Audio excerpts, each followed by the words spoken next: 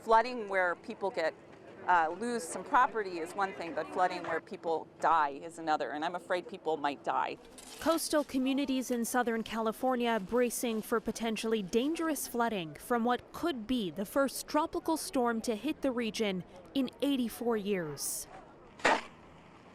What you're seeing behind me right now is residents taking the time to create and fill, sandbags, and those sandbags are going to be key to making sure that they protect their homes. Hoping for the best, but preparing for the worst.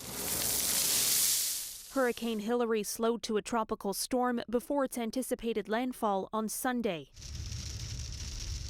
But the weakening wind speeds wouldn't stave off significant rainfall. As Hilary swirled northward just off the coast of Mexico's Baja California Peninsula, the National Hurricane Center warned of catastrophic and life-threatening flooding through Monday. Potentially catastrophic impacts, especially here in this purple area you see where we have a high risk of flash flooding. That's in the areas of the deserts and the mountains of Southern California. Some spots could see 3 to 6 inches of rain, with isolated amounts as high as 10 inches, especially in higher elevations. Some of that rainfall is going to fall very quickly, and some of these rainfall totals for some of these places are the amount of rainfall they might typically get in an entire year that's going to fall in just a matter of hours.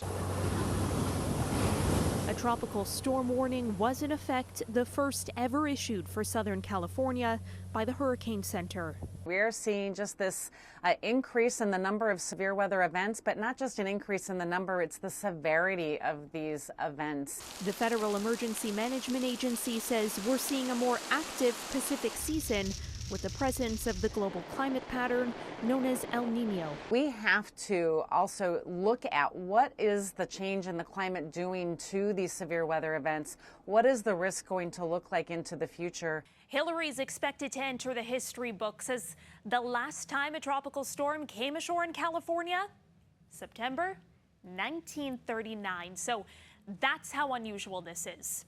Now, according to this newspaper clipping from the New York Times, that storm caused staggering destruction, sinking boats and killing dozens of people. For City News, I'm Caryn Ceolin.